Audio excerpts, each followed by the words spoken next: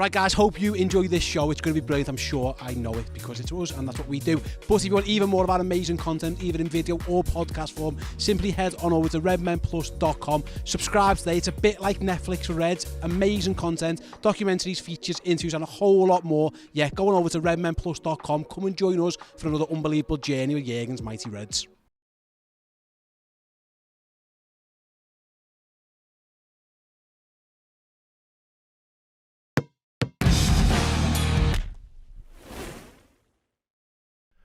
Hello everyone, welcome to the build-up show. Liverpool go into the breach one final time before the World Cup comes and either has a devastating effect on our lives or, provides a welcome distraction from the misery of the globe in general. Maybe somewhere in between, who knows. Anyway, yes, Southampton, it is me, Paul Machin. I'm joined by Abigail Rudkin. I am joined by Jamie Cranford as well for this one. Let's dive into it then, guys. Abby, this is where we're at. One more game, whatever will be after that. There's nothing Liverpool are going to do here that's going to fix their season. But in terms of maybe just rounding the edges of our own, mental anguish or whatever that we're going to have to deal with, a win's important for a whole variety of reasons. But psychologically, going into a huge gap of no Liverpool would be much more bearable if we can go into it on a win. Yeah, definitely. But then at the same time, a part of me is like, we're just finally starting to win games, and then this big massive break hits us. Do you know what I mean? But the 3 points are important. I just want Brighton and Chelsea to lose just so we can go up to 6. Because if we can get to 6th going into that World Cup break, it doesn't look so bad. If we're in the top 6 and we're going for, at this point, we're going for top 4, aren't we? If we can be in the top 6, everything feels like a bit more of a breath of fresh air. Do you know what I mean? Yeah. So, yeah, I am looking forward to it just for that as well. Well, no, exactly. It's small goals, Jamie. That's where we're at. We can forget the title. It's a pointless conversation. It's one for science fiction writers at this point, and that's to say not impossible, but it's a waste of oxygen at this point. What we've kind of said, we've had to reevaluate our targets, and our targets were get out of the Champions League group, progress in the League Cup, and be within touching distance of top 4. The last one is the least sexy of the whole thing because we've gotten used to better. But that's where we're at. That's the reality of the situation, and that's what the players are going to have to play for. Yeah, I'd spent the last couple of months having the World Cup. If we can just get through to the World Cup, if we can just scrape some results, and now I'm thinking I'd actually like us to play some more games because we've had a few decent results in a row. We've had a few convincing victories. We held on for dear life against Spurs at times. I mean, obviously it's a changed team last night, but it's still there's still like a bit of a fun factor with winning on penalties and the young lads getting a run out. So yeah, it is almost a bit of a shame that we want to that we've got a break. But I think with the top 4 thing, it would be. I've been sort of looking at the league through my fingers. Like I'll be like, I'll just hold my phone quite far away. But it would be nice to see us at least in touching distance. But we I was on Sky a couple of weeks ago. They had to create a top 11 graphic to put Liverpool on it, and then it got used the next day on the broadcast, and everyone was complaining, they've made this for Liverpool. They genuinely made it because they had me on the discussion, and the night before there was a game, I think there was a game on a Friday night, which pushed, I think Brentford played the night before, and it pushed us down to 11, so they just, rather than have, it was hilarious.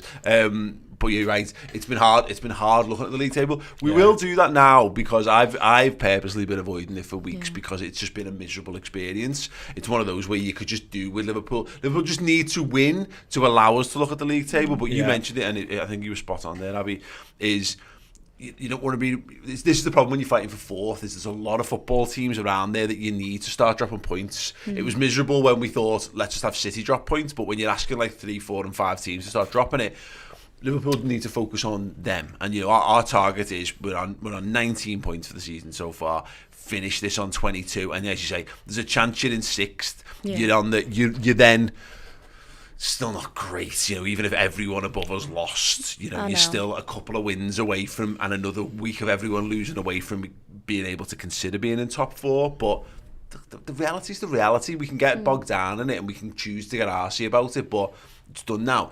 if we can say Liverpool have gone into this having won the final 4 games before the mid-season break, then we'd have all taken that 2 weeks ago prior to those 4 games. Yeah, that's what I was going to say. Then we'd have took it, do you know what I mean? The actual state that we've been in recently, that's the thing with the Southampton game though. Every time we've won this season, I've gone, okay, now we're going to go on a win and run, and then we lose the next one. So I'm scared to say it, do you know what I mean? Yeah. Especially when like Leeds and Forest, like the results of those games, like I wouldn't have even predicted us to lose them, do you know what I mean? Yeah. So I'm trying to be like apprehensive about it all, but 6 is bad, but the conversation is the top 6. So to be in the top 6 just going into this break, it gives me a little like sigh of relief of, oh, we're not in that 11th anymore. But moreover, we've been rubbish. We won our first away game of the season at the weekend in November.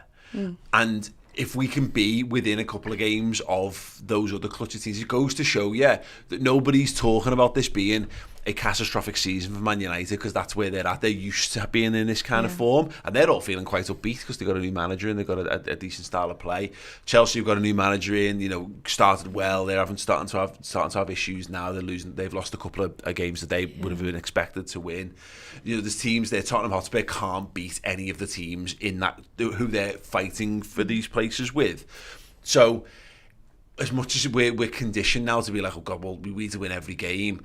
If our ambitions have had to be reset, at like 3rd or 4th, then there's a far better chance of these things because they're all a bit crap as well. It's just so irritating to be back in the position where I have to check so many of the team's scores. Do you know what I mean? It's more likely that one of them will give you a day break. You know what I mean? Yeah, that's true. But like the last couple of seasons, the only other team I've checked, well, obviously I check Man United because I like to check if they've lost or Everton. Do you know what I mean? Yeah. But one that I've really actually cared about is Man City. So the fact that I have to keep an eye on like the likes of Brighton and Newcastle and all that, now I'm finding it like excruciatingly painful, to be honest. But it could be a lot worse, the state we've been in. Like we are closer to the bottom than we are to the top, but I have like full faith. Do you know what I mean? I do have full faith, but my negativity is just creeping in. When I got the table up before and I realised how congested everything is on the table, it's ridiculous. But I don't like looking at all the different teams. No, it isn't. It's my weekend. But it's right though, because it's an odd place to be in, isn't it, Jamie? And it's not, because Christ, Liverpool, in my time supporting the club in the Premier League era, I supported them for a couple of years before the Premier League started.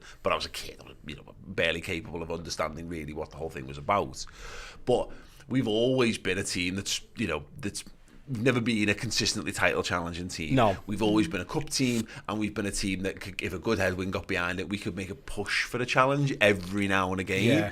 We've been a title challenging team, or at least, and even during the COVID season when it all fell to bits, we were still at that level of squad. Just the players weren't available to us to be able to put it out on the pitch. But so that's why it's so odd this season. It's like, have we regressed? Are we going back into that pack?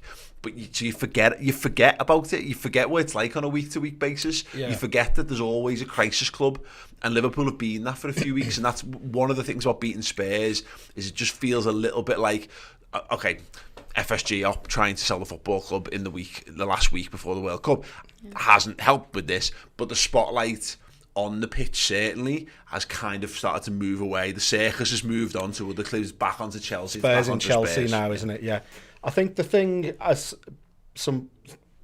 given that we've been challenging for the title the last few seasons, you can kind of look on the top 4 battle dispassionately, and the amount of teams that kind of bugger it up, like we've had Leicester do it a couple of times. Yep.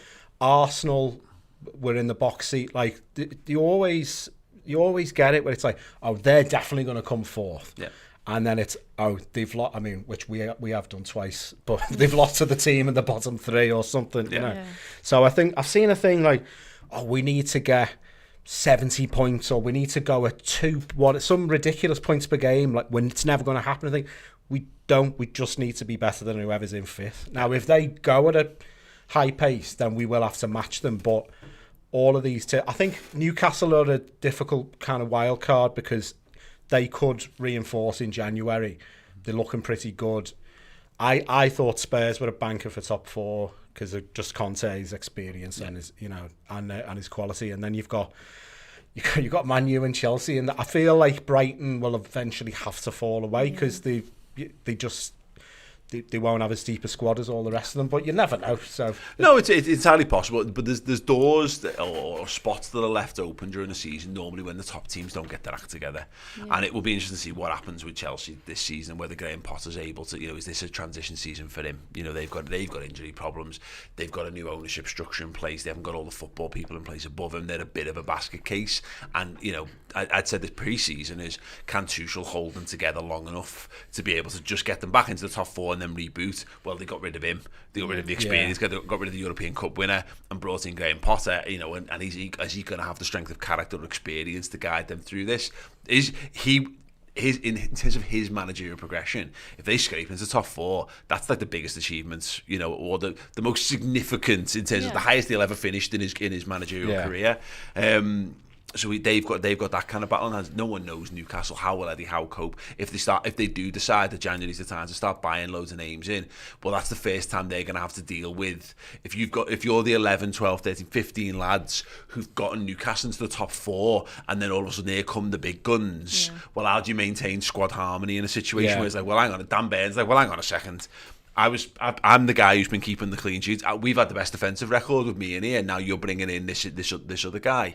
That'll be interesting to follow. And who knows with Tottenham, they should be fine because Conte's good. But the thing is, everyone's a mess, and I'm just hoping, and I think we're all like this, aren't we? That with the World Cup break, Jurgen gets a chance to reboot. Jurgen and Pep sit around and they work it all out, and they get a bit of a new pre-season for some of these guys. Get the fitness right, which we clearly got so badly wrong in the summer, and then say, okay, well here's the fresh targets. Kind of go at it from like year 0. No point in, lads. Like the whole it's 0-0 in the second half. Pretend it's a fresh game and go for it. But again, it goes back to the significance of just beating Southampton, because I think if you lose to Southampton, those conversations aren't, well done lads, we've got in here, everyone sit down, put your feet up, let's work this out.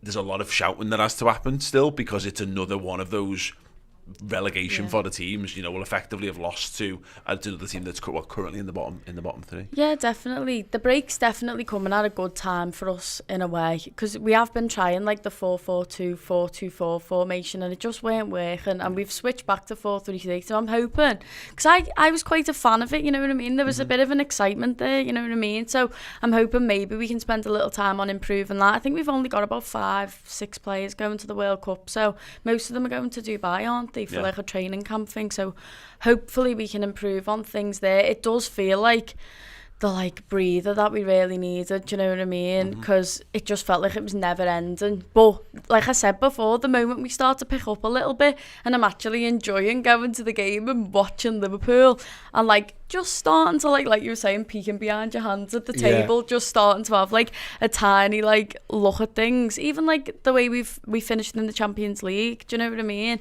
All that sort of made me hopeful for the rest of the season. So the fact that there's a break here, it does have, it's probably more positive than negative, and I was literally begging for it about 3 weeks ago, and now it's here. I'm like, and that's why I'm personally hoping for. I totally agree with that. A couple of weeks on, I'm like, right, end it now. You know what I mean? Let them all go for international duty now. Fine, whatever. Like you mean, just have to avoid the whole thing. It's fine. Whereas that'd be nice to get to that point at the end of the week, and we go, oh, actually, I could do with another game here midweek or next week or whatever. So no, that is good, and I want us to be excited about getting through to the next round of the League Cup, and knowing that we're not back on Boxing Day now. We're going to be back on the 20th or the 21st. 2 days after the final, isn't it? Yeah. So whether what Liverpool side that is kind of irrelevant. It means Liverpool are effectively coming back a week early, so we've got one less week to wait. Whereas if you go in a bad note, you're like, fuck them. God, let them have it. You know what I mean? Like I want them to have an extra time off, because I don't want to see these shower bastards anytime soon. Southampton, a couple of things. Obviously, what should hopefully help us obviously is how heavily Liverpool rotated. We'll talk about that a bit more in part 2 when we're picking our team, of course. Southampton played midweek, beat Wednesday on penalties. New manager bounce syndrome potentially incoming. Jamie, Nathan Jones taking the job, Luton manager.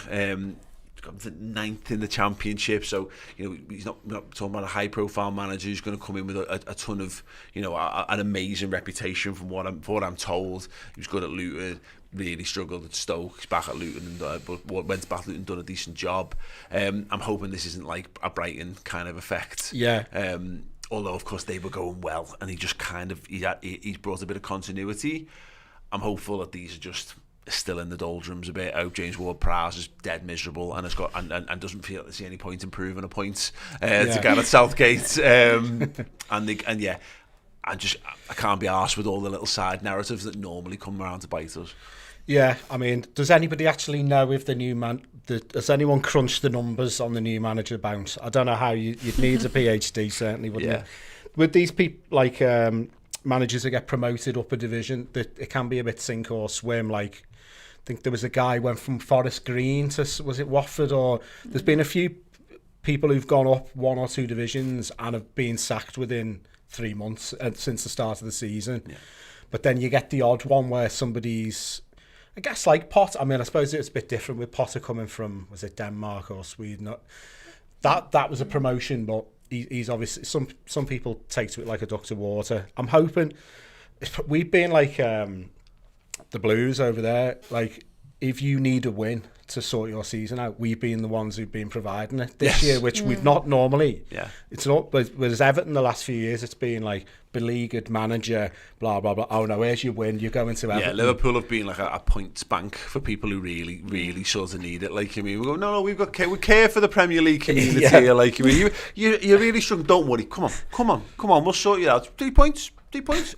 Steve Cooper, thanks so much for your time working at Liverpool Academy. You know what we're going to box you off with? Home win there, mate. Home win in front of your crowds, no problem whatsoever. Yeah, no, I agree. That needs to stop imminently. Let's be perfectly honest on that. Look, to the point of Southampton, they've got a -12 goal difference after 14 games. They don't score goals. They don't concede the most in the league, but they've got amongst the worst defensive records so far. Yeah. His job, you imagine, is to come in and galvanise them, give them a bit of a spring in the step, and you might see that. But again, if we were going away, I'd be slightly more concerned about that, Abby. It's Anfield. Hopefully, we're all in a better headspace.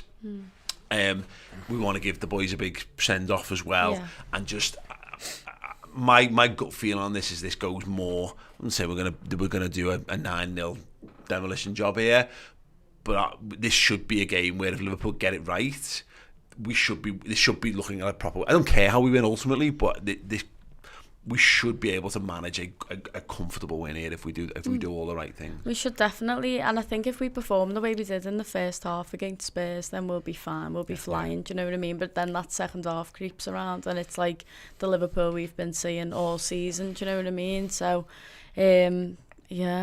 it's just, I don't know. I keep getting the Leeds game in my mind. I just hope the atmosphere gets up for it. Do you know what I mean? Because that is so important. Do you know what I mean? Yeah, it really is. And the approach to this, and again, I go back to mentioning the rotation and stuff.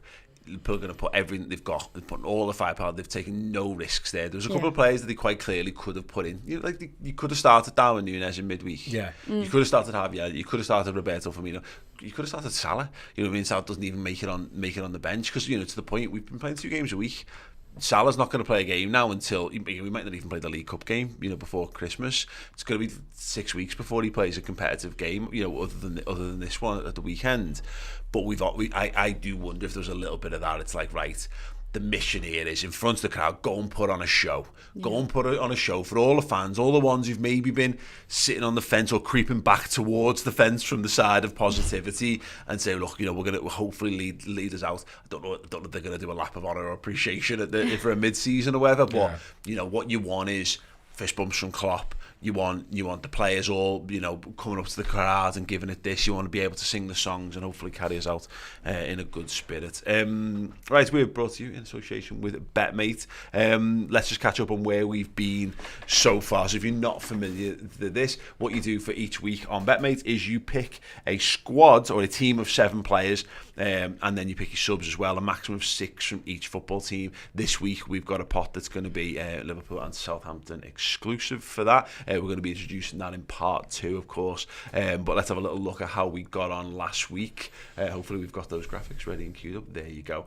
The Redmen guessed the count, so no pressure, guys. Finished 13th with 55 points. Pajak got 52, I got 49, and of course Steve propping up off the table, propping it up on 45.5 on that. Yeah, so very, very, very, very good indeed. The overall league table so far is looking quite healthy for me as well. Look at that, that's great. Leading the way in terms of most points and most cash won as well. 495 points so far for me this season. £103 in the bank. Redmen Pajak there in second place, 477.5. Stays crept above the guests. I've not know. It's been a couple of weeks since I've paid attention to this. Stays actually crept up. So there's an opportunity here for you two in part 2 to pick a team that puts Steve back in his place. Yeah, we will. I feel like I'm here about once every 3 weeks, and Steve's always last. So I don't know how he's above the guests. We need to redress the balance for the guests. And I think we come last the week I did it. I'm convinced we did. Right. Yeah, you can get involved. Use the if you want to use the QR code that was on screen or whatever, or you can use the link in the description underneath. Download the BetMate app. It is very, very good fun indeed, and we're going to be picking that in part 2. Anyway, before we come back for that, we've got a trivia question. The trivia question is, when was the last time we lost to Southampton at Anfield? Answers after this. Shimmy, shimmy, shimmy, Acosta, Shimeka. Passport says his feet, but we all know that it's gone. Shimmy, shimmy, shimmy, Acosta. Hey everyone, football as we know and love it is coming to an end, but the party doesn't stop, it only kicks off. And Chris Pajak, where and when is that party going to be? It's going to be in Coyote Ugly, everybody, 13th of November, that's a Sunday, 4pm till 8pm, we're getting drunk, you're getting drunk, get involved. Who's going to be there, Steve? You're going to be there, I'm going to be there, Chris is going to be there, Chloe, Steve, Dan, the whole Redmen team, and of course, every wonderful Redmen Plus subscriber gets the chance to be there as well. Yes, if you're an existing subscriber to Redmen Plus, then you're entitled to 2 tickets. If you sign up today, you will be emailed a code to get your tickets to the event as well. So yes, the day after the final game of the mid-season, come and have a party in Liverpool with us at Coyote Ugly. It's going to go off. It's going to be us. It's going to be laughs. It's going to be Am drinks. I allowed to dance it's going to be on the the bar? You are going, Chris Payton. Am I allowed to dance on the bar? Yes. You and the Coyote Ugly girls on the bar. I cannot wait for this. Yes. Go to redmenplus.com and sign up. Yeah, music from the Ragamuffins, Dave Jags, and us in a big room together, having a chat. What more could you want to do? You come and join us. Join up redmenplus.com. I'm going to have to go. I need to work on my dance moves. Free tickets. All the best. Yes, if you want to come and have a party with us this Sunday, Liverpool are obviously taking their extended break or going to the World Cup or whatever, like Trent and Hendo. But we're going to be partying in town. If you join up at redmenplus.com right now, your welcome email will contain a code to get you 2 free tickets to Sunday's event. But obviously, if you don't get that sorted sooner rather than later, there'll come a point where you might not be able to get it sorted. Just get it sorted, and then you can come and have a bevy with us on Sunday. Again, just to point out, it's Coyote Ugly. It is exactly how it sounds. It is literally based on the film. And some people are like, oh, I've not seen Coyote Ugly. That's fine. But we all get the concept. It's like they have people dancing and singing on the bar. We've been told for our on-stage bit, we're going to be on the bar. Chris Pajak stood on the bar. That's just... In a little pair of cut-off denim shorts. Oh my God, please. Like cowboy boots as well. Yeah.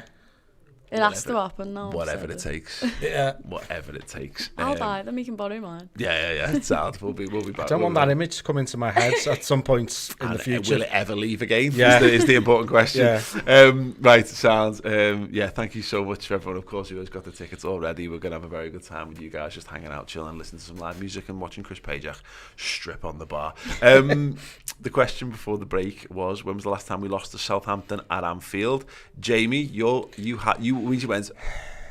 seem quite confident. I had a this. feeling that it was a Dejan Lovren goal for 1-0 Southampton, but that might not have been at Anfield. But then Abby's come on, and I think she's right. So, hold on a moment. Was I wrong? The game that you are in fact thinking of. Let me just double check, because I think you're absolutely spot on here. Yeah, the game that Jamie is thinking of was back in September 21st of September 2013, and it was a Dejan Lovren 1-0 win for Southampton. And that was at Anfield. However, we have lost more recently than that. 2017, 18, 17? 2017. Was it? Abigail looking from out of nowhere. Do you know what? 25th of January, League Cup semi-final, second leg, Liverpool 0, Southampton 1, and the goal scored by... Who was it? Shane Long. Shane was Long it? in the 90th minute. Oh, well. Wow. To kind of hammer home the point, which I think is quite interesting though, our home form against them is absolutely stupendous. Yeah. I'll get it up just so we can have a quick look through the more recent stuff. But last season beat them 4-0. Season before that beat them 2-0. Season before that beat them 4-0. Before that 3-0, 3-0. And then we drew in May 2017. Obviously lost that League Cup game. But yeah, over the last 5 years, we basically batter them at Anfield on a consistent basis, which is why I'm hoping that we can have more of the same here at the weekend. But yeah, let's hope we can put a team together for that. James Milner should be back.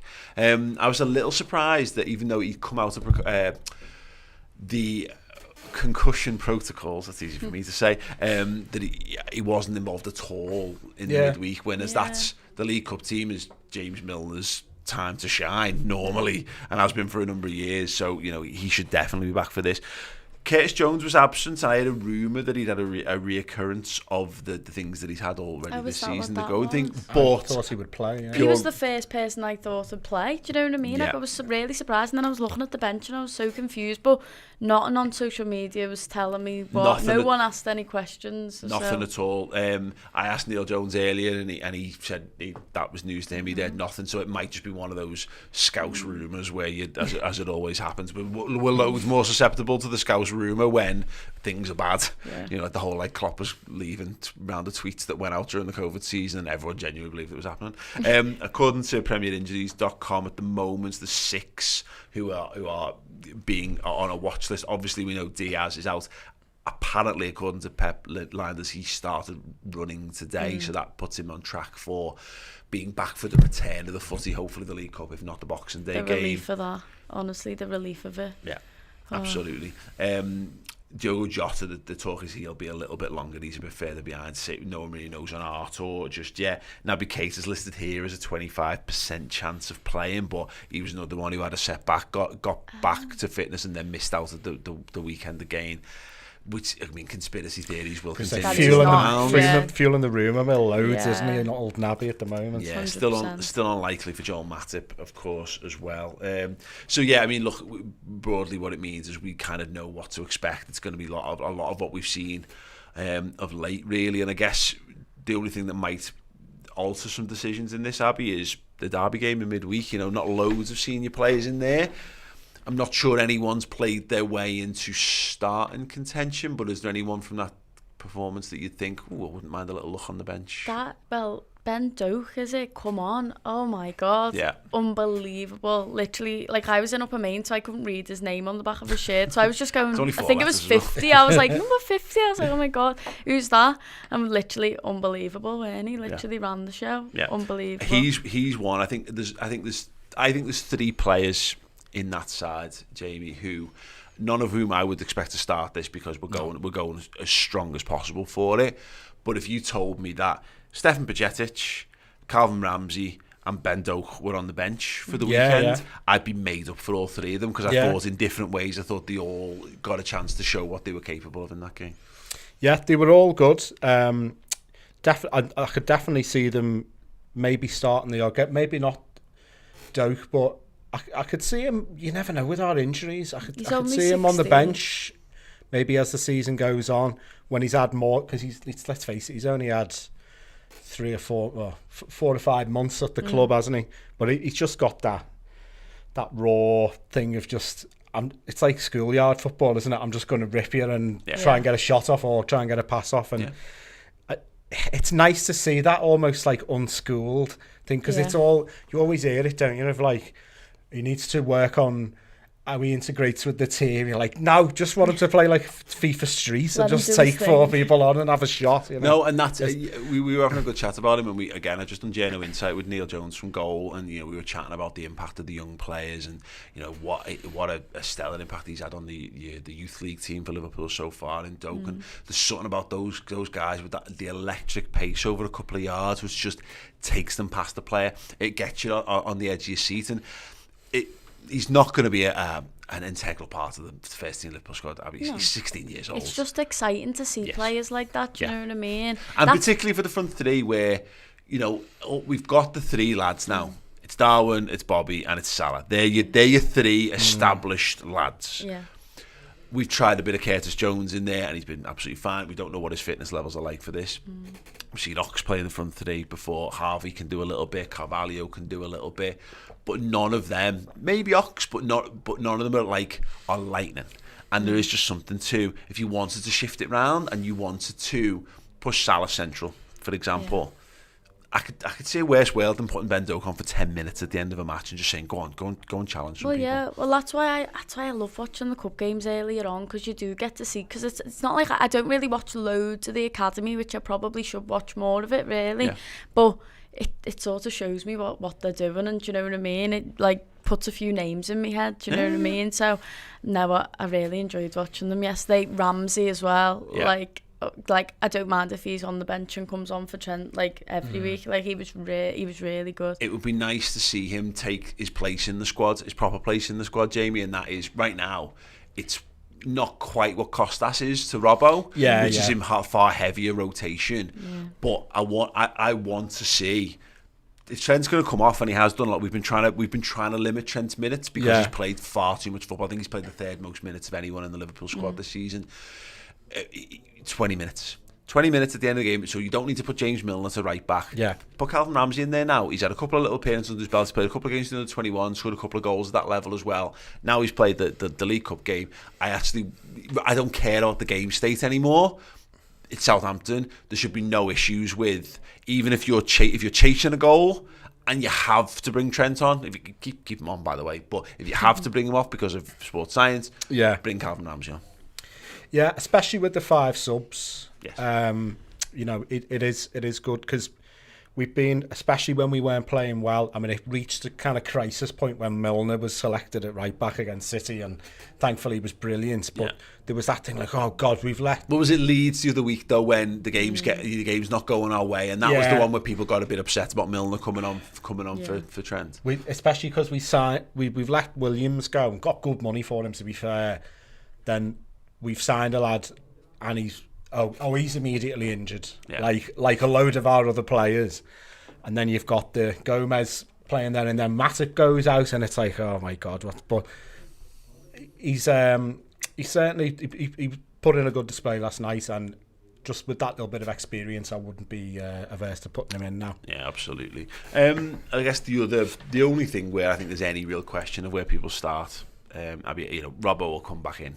Left back, Trent will play right back. It'll be Virgil and Canate at centre half. Definitely. The front 3 will be the front 3, and then it's just I think Thiago starts if he's available as always, and then you've got 2 from Hendo, Fabinho, and Harvey, and it'll be interesting to see because Hendo doesn't start last weekend.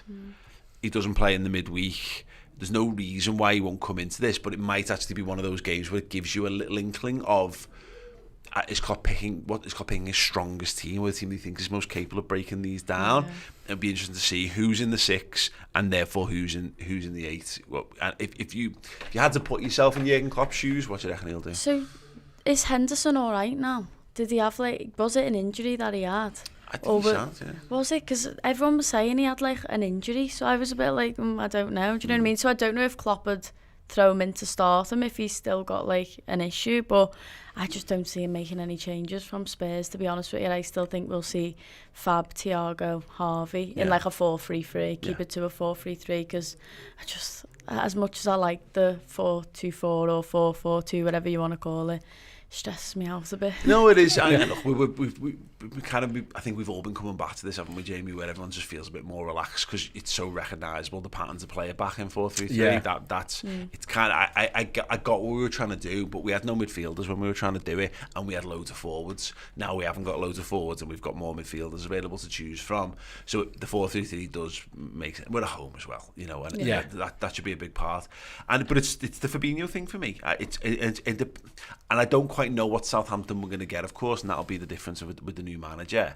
If they come out at us, then maybe you want a Fabinho in there, or at least the idea of what Fabinho should be, and not necessarily what he's been this season. If you think it's going to be a game where they're just going to try and defend for their lives and play for a draw, then there's no reason why you can't put Hendo in the 6 and then put Harvey and Thiago alongside them. Yeah, I think I would expect them to err on the sort of side of being on the front foot because of where Southampton are. So then you'd say, well, Harvey's got more attacking, more of an attacking mindset than Henderson has. It's tricky with them because they've lost a few experienced players. I mean, they lost Ings the other year and Redmen and Romeo, people who you just see like, oh, they've been there for ages, and they've replaced them with a lot of young players. And now they've slipped down the table, they've sacked the manager, and you think, oh, well, that gamble's not worked. But then it could be one of those situations where it's like they're not scarred by previous hide-ins, and they just think, like Leeds the other week, they just think, well, if we're in this game with 20 minutes to go, then great. Yeah. They might not be thinking like, oh God, we're going to be defending, we're going to be fighting like beavers, as Cammy said. Was it Chris? Yeah, it sounds like it. Mate. Yeah.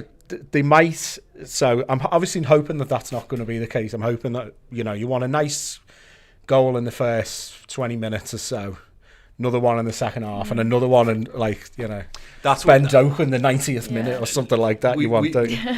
Clearly, the mission's been in recent weeks is to just. We've tried our best, it hasn't always worked. Stop conceding goals in the first 15 minutes. Stop conceding the first goal. Be solid, don't rush, don't overcommit. And I'd like to go back to those kind of performances that 18-19 and 19-20 Liverpool had, where we just play the first half. We just play a game of football in the first half. And if a goal opportunity arrives, great, and you take it, great, even better. But you get a feel for the game. You keep the door shut. You make resolute. You take the ball off them, and you start to like crush the life out of them in how you play.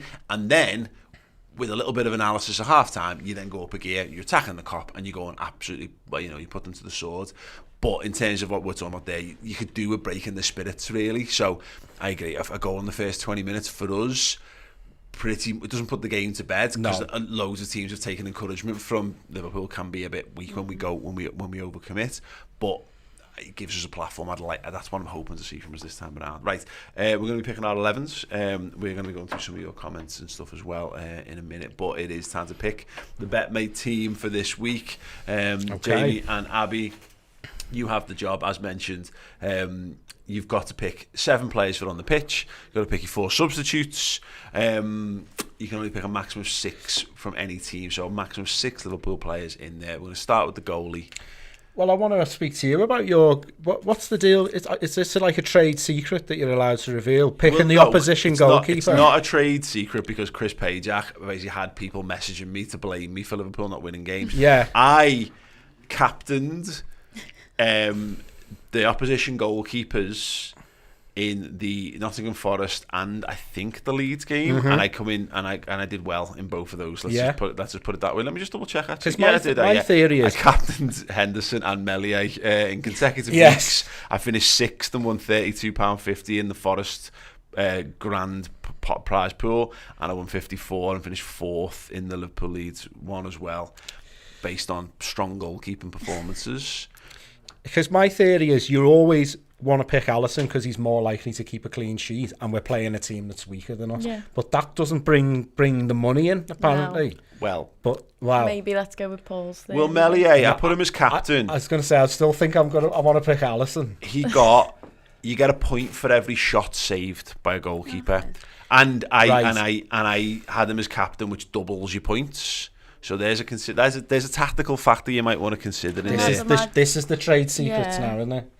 I'd imagine we're going to have more shots on target. And if he plays a blinder as well. Yeah. But then you're guessing you get negative points for conceding goals. Yep. So if we score 4 or 5. Exactly.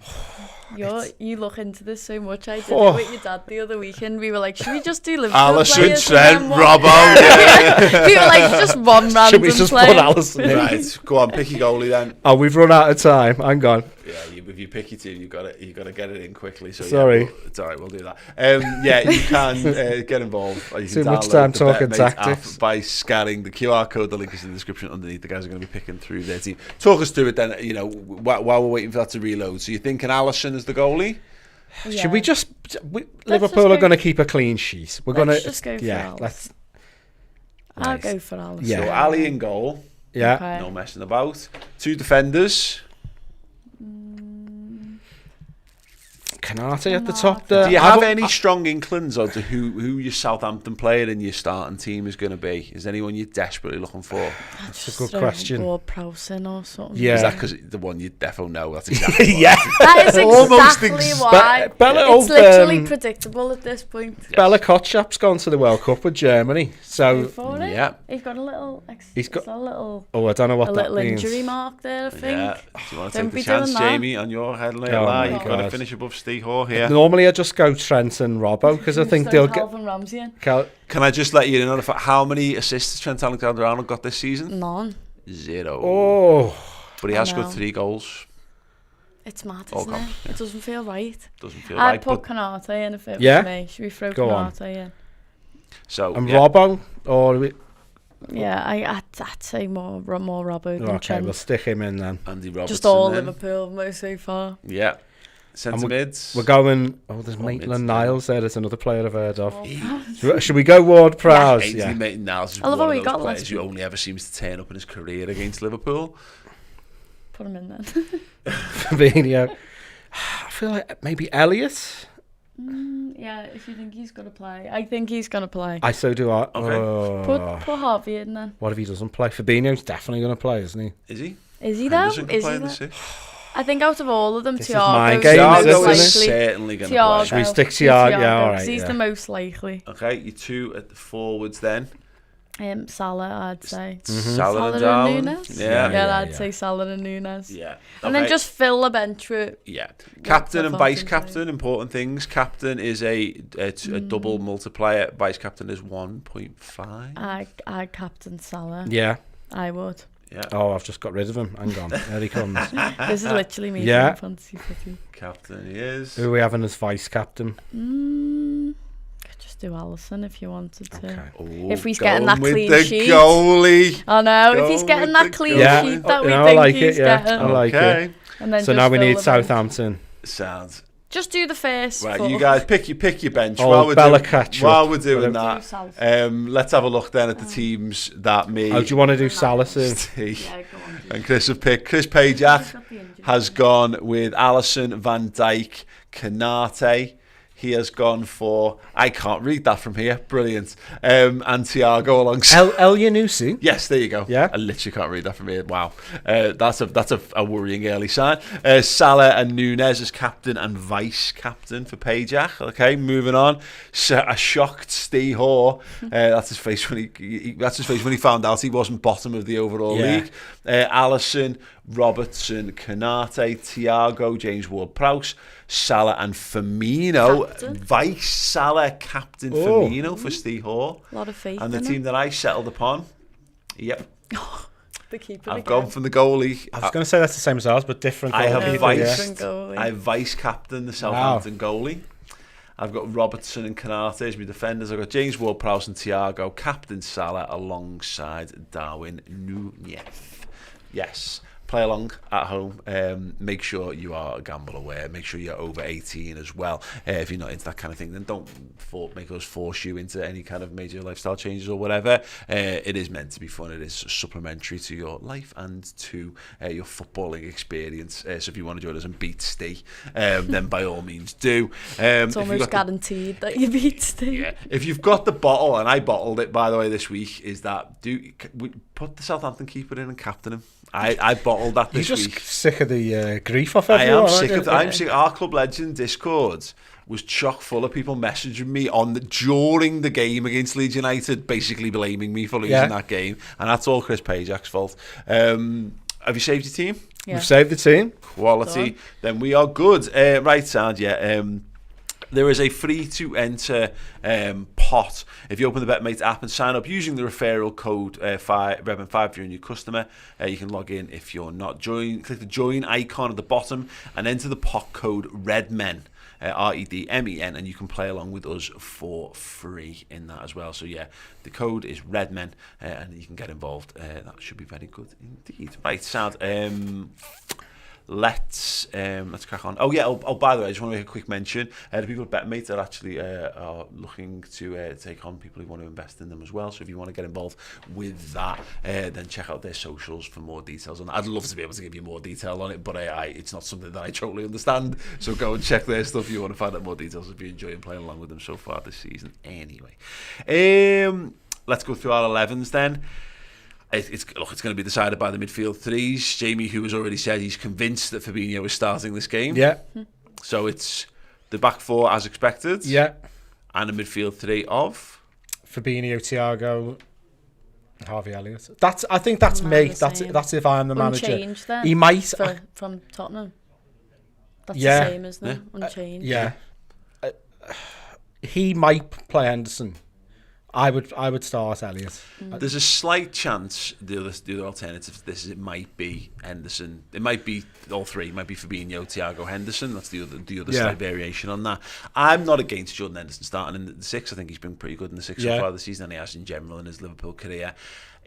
I think you want to go best foot forward as well. So I think Elliott kind of needs to be on the pitch, unless we've decided that we do need to be careful with his development. We don't want to overplay him. That's the only thing, yeah. But I don't think you can drop like one of the top three best players we've had all season. Yeah. He's literally outperformed most of the midfield all season. Do you know and even that criticism of like, does he do the defensive work? I think that's been a bit overstated. He works so hard in the defensive side of things as well. He doesn't stop all game, honestly. Like sometimes I look at Fab and Thiago and like I just think like Harvey's done better. Do you know what I mean? Like, look at Harvey, copy Harvey. Do you know what I mean? Yeah. So I just don't think you can drop like the players that have been actually you're giving a shit basically. No. I think it's an absolutely fair point on the Harvey Elliott thing. I know he's young, but you know. Yeah, no, he is. But again, you're right. He's playing well. He's performing, so he deserves his place. And if we feel this is a game that we're going to need to break Southampton down, then yeah, go for it. There is a thing of. We know now Jordan Henderson's going to the World Cup. I don't think he's going to play lots in that side, to be honest. But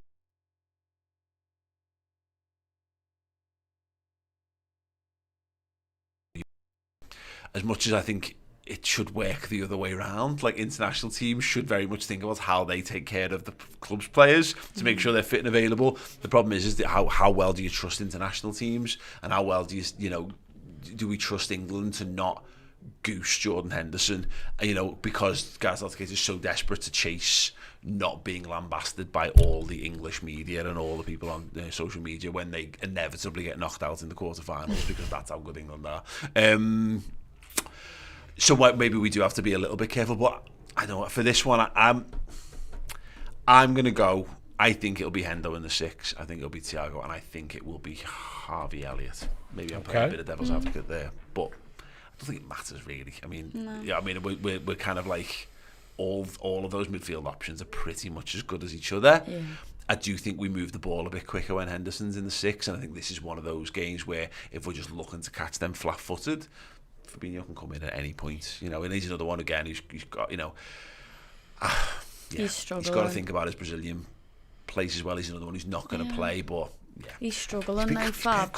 I know, that's the thing. The fact that Firmino didn't get into the squad as well, and then like the likes of Fabinho and that have literally like been shocking. I know it's different positions, but they've only got about 5 midfielders and about 9 strikers. So if you compare like Jesus and Richarlison's like stats compared to Firmino, it makes me so angry. Because did you see the video of him, Richarlison sitting around with his family when they find out that he's in the squad, and they all start cheering, and I had this horrible image of Bobby sitting with his family constantly and not finding out. He just walks, he drops his head down, and he just stop. walks over to the piano and just starts banging out like a really sad version of Imagine. I just had the vision of the opposite, you know what I mean? I was like, oh no. Oh God, Are there is the film on the cutting room floor of like Brazilian football? Me not in the squad. Fucking messing. You're messing. I'm well better than him. Yeah, Bobby Firmino should very except much. in Portuguese. Yeah. Not your messing. Yeah, definitely. Yeah, what is your messing in Portuguese? You let us know in the chat. That'd be absolutely great. Yeah, sad. We've got a couple of super chats in actually. Some interesting ones from Tuckles here. Said, I'd love to see a video based on our players' heat maps. I love Harvey against tired legs, but he hurts Trent and Fab's positioning, in my opinion. And this is Harvey doesn't complete the triangle in defence, leaves Trent exposed and pulls Fab out on the right, leaving holes. Love to hear your thoughts on my opinion. Thank you for the awesome content. Honestly, I can't tell you I know enough about it. I've looked periodically at the heat maps. I mean, literally, I could try and do it now, but you might have like 5 minutes of dead air while me staring at a screen going, well, I tried to pull up enough information on that. But it's actually an interesting point. I did notice on a heat map the other day that Fabinho was playing in a stripe through the middle of the team, but it was more right of centre. But I had no context for that. I've not noticed that before, so I couldn't tell you particularly whether he's generally more central or generally more left. My interpretation of that is he plays more to the right. My suspicion, and this is not based in fact, it's because Thiago drops in a lot. And you know, he's often deeper than Fabinho, and he's certainly more left-sided. He's more 6.5 than 8.5 when he plays in the midfield three, which would naturally cause Fabinho to hover over. But you might be spot on with that. I know I've seen that as a critique, but I can only think back to the other week when we brought Harvey on for Milner. What game was that? Ajax was that? No, Napoli. And he was brilliant. You know, he was doing all the cutting down and cutting the passing lanes. I think if you're looking for someone who's going to be like properly shielding in right back, then it'd be nice to have a bit more physical presence. I agree, but his reading of the game, I think when you're containing an opposition team in their half, I think Harvey's has got that in his locker. There's no way I'm going to be able to find this data. I really want to find it for you, so I could be able to say unequivocally that is absolutely the case. But yeah, well, just Jamie, what are your thoughts on that? I know what you mean. I think because he started off as a right winger, kind of cutting inside on his left foot, so maybe he's got that kind of instincts to go outside and these he plays the little 1-2s, doesn't he, with Salah and things like that. I think because he's not slight, but he's physically smaller than the other midfielders. I think it's a natural thing for people to go, oh, well, he'll get overrun in midfield. And he's not like he's not like Gennaro Gattuso or whatever, but he's going to learn, develop interceptions, pressing. I don't think he's ever going to be putting tackles in like Roy Keane but he's definitely going to develop that side of his game. I in terms of the heat maps, I would have been interesting to see Salah's, because it just seemed like he was definitely far further to the right in the first 5-6 games of the season. But yeah, I've got. I know what you mean with like the kind of defensive vulnerability, because people just seem to come down. They target us down our people right. People have always targeted us down our right. It's like people saying it's a new fucking thing. Yeah. People have always done it. And again, it goes back to my argument about Trent to pick up the baton and shout at it. Yeah. Like Trent has always happened. Now again, this is where the next logical step is, because I think this is a bit of a Trent defence, which I think is fair to do.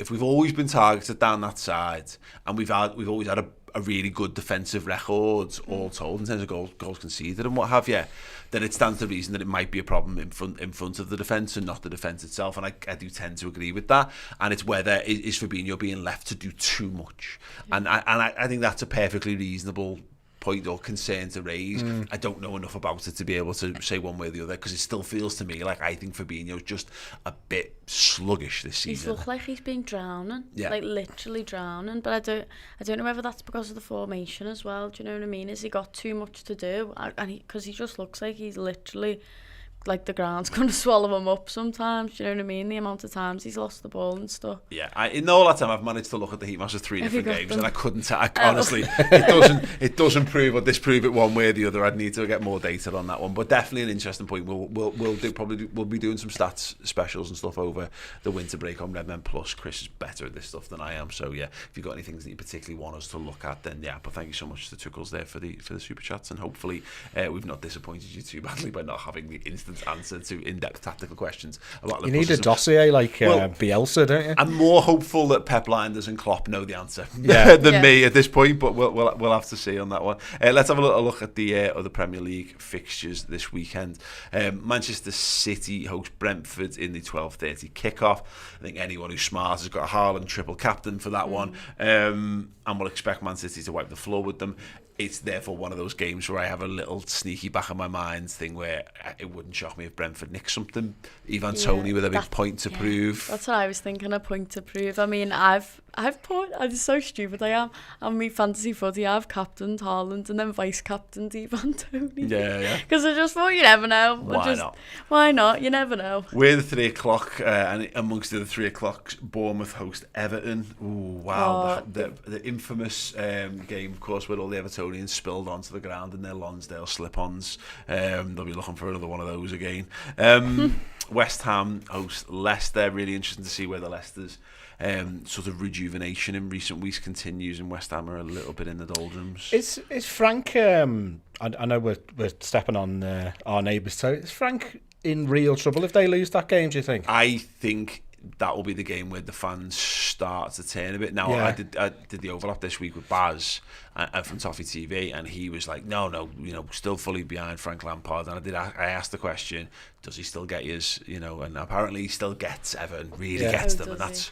They lost to Bournemouth like 2 days ago as well, didn't they, in the cup? For like 4-1, wasn't it? So I'm not being funny, but Bournemouth have got the mental like point already. Do you know what I mean? Yeah. No, but it's a big game for them. They need a response, and that's the worst thing for them is that League Cup is so derided that everyone sees it as an easy competition to win. But when you're a team that hasn't won a trophy in forever, when you go, well, maybe if we put a cup run together, and then you get knocked out at first or second, the second opportunity, depending on what round you entered into it, the real frustration on there. So that I'm starting to see a few. Because look, you're starting to see those stats. There's the one last week that even if Everton win this game, they can't even match Rafa Benitez's points total in this amount of games from last season. It doesn't, and we all know it doesn't matter, because there was ages where Brendan Rodgers' win percentage was better than Jurgen Klopp's in like the first 18 months of his Liverpool career or whatever. Counts for fuck all, really. It's how you feel about your manager and how bought into you are to what they're doing. But I think that will be interesting to see how they handle that. There was the thing with them, it was like, they're unbeaten in 7 or something, and like 6 of them were draws, and I think like that's not great form, is it, in terms of picking up points? It goes back to what I was saying before, though, depending on where you are in the table and what your context is, what's perceived to be a good run of form is entirely different. We're used to having to win 32 games a season for it to be a good season, and even not, because you might not even win the league title. These are in a spell where not losing multiple games back to back is seen as a real win. Spurs host Leeds. It'd be lovely if Leeds could beat someone. I need Leeds and Forest to fucking beat someone else good, so I feel less bad about what they did to us. Yeah, I'm like that. Forest host Crystal Palace. Who gives a shit about that one ultimately? Newcastle Chelsea. That's the one to watch. The old big money boys versus the new big money boys. At St James's Park as well. That will be a really interesting watch at 5:30 Saturday. Wolves Arsenal is 7:45 on Saturday night as well. That's another one where Wolves are obviously absolutely shite at the moment, and would normally be the kind of team that would cause Arsenal problems, but Arsenal are flying. Brighton Villa. Really interesting test there again. When you're looking at Unai Emery, and it's now his second proper game, not counting the League Cup. Obviously, they're playing United tonight. Whether he can start to turn the corner for them, and then Fulham play the aforementioned Manchester United at 4:30. I don't want to get ahead of myself, because the most important thing here is that Liverpool just win, and everyone else can get fucked. I don't care about anyone else's results, really. You know, there's obvious ones. If the teams above us can drop points, but there is a nice little world here where we can start the weekend with a win against Southampton, and we can be sent off to the World Cup with Man United losing away to Fulham. And I'll take that. I'll absolutely take that. That would be a stellar way to see the proper football take a little bit of a hiatus. But yeah, let us know your thoughts on any of those fixtures in the comments. Which one are you going to be tuning in for? Which one do you think harbours the most chance for an upset, or will be the best watch of the lot? Yeah, you only got plenty more content between us here and a kick-off as well. Steve has done the starting 11 prediction already.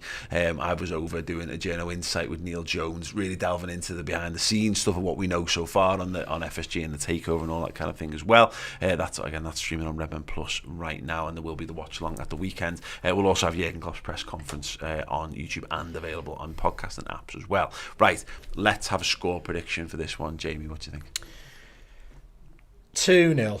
I don't think a hammering, but I just don't want any drama. Okay. Just please. That'll do. Abby? Yeah. I'll say 3. I think 3. Maybe 2 for Salah. Maybe an Ibu header. Maybe. Ooh. That's what I think. Yeah. I need to put a bet on for that. Yeah. Now I've said it, if it happens. Yeah, you're kicking yourself. I want this. I'd like us to put a performance on here, and I've kind of mentally got 3-0 in my head, and this might be a bit greedy given how we have really struggled for consistency this season. When, let's be honest, beggars can't be choosers. I would take a 94th minute, last minute deflected goal to get us the 3 points here, because it's more important than anything. Pardon me, but however, I've got a sneaky feeling this is a real put on a show for the fans kind of game. If we treat it the right way, if they put the right level of endeavour in, they keep the door shut, don't do anything stupid, which we've done a lot this season, this would be a good time to make sure we've definitely stopped that. I'm saying 3, but I could see this being a 4 or 5 if we do all the right things. Be nice, wouldn't it? God, I hope so. What's your score prediction? Let us know if you're live here in the comments. If you're after the fact on YouTube, in the comments. If you ever listen to us on podcasts and apps, make sure that you leave a 5-star review on Spotify and Apple Music and all that good stuff as well. That all helps. But yeah, if you want more content from us, then check out redmenplus.com. And as mentioned, if you then do that, you are entitled to 2 free tickets to come to our subscribers' social event, 4 till 8 p.m. And let's be honest, it's in Coyote Ugly with Chris Pajak. So that is very much an advisory basic time. That's like our minimum requirements. There's no way that doesn't go on beyond 8 p.m. But yeah, if you're a subscriber to Redmen Plus at any tier, then if you get 2 free tickets, the code will be emailed to you in your welcome email. And then you go on Skiddle, you put the code in, and then you get your 2 tickets, and you come and scan them on the door. And then you can come and have a bevy and a sing-song with us on Sunday. If you're in a boss mood, then you can sort that out late doors. If you're looking for some commiseration, we're very good at doing that. We've had end of season parties when we've lost the title on the last day, and we've had a boss time, so we're going to have a great time this time around. So yeah, hope to see you guys over there. If you're on YouTube, you can scan the QR code to go there, or just go to redmenplus.com and sign up manually. That would be great. Anyway, Abby, thank you so much. Jamie, thank you so much. And for you guys as well, the final match build-up for a month and a bit. It's been an absolute pleasure for this mid-season. More a pleasure doing these and less at times watching the actual football. But fingers crossed, Liverpool have turned the corner. Let's make it 4 wins to finish off this little period, and we can all go to the World Cup just craving more Liverpool. That would be amazing. Ta-da. Thank you so much for watching. If you want to continue the conversation, then head over to Redmen Plus. Join as a club legend and get access to our Discord chat. It's got us in, and it's got loads of amazing like-minded Reds. There's a no-knob policy in there, so where you won't have that on social media, you will have it over on the Redmen Plus Discord. It's full of sound people. Come and join us.